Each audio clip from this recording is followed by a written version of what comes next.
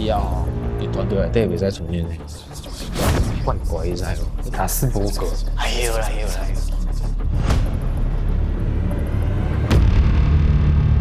方毅任，我要跟你说几遍你才听得懂，不要在我们开会的时候闯进来。这个案子的关键证据，那你现在是想指控我喽？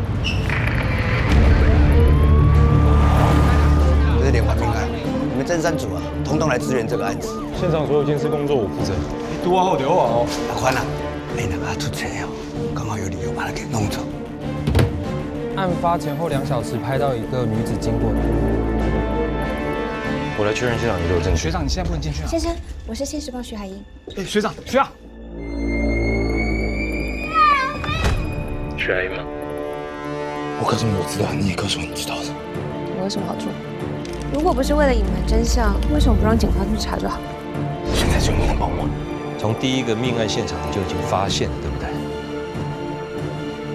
在下起防疫任呢。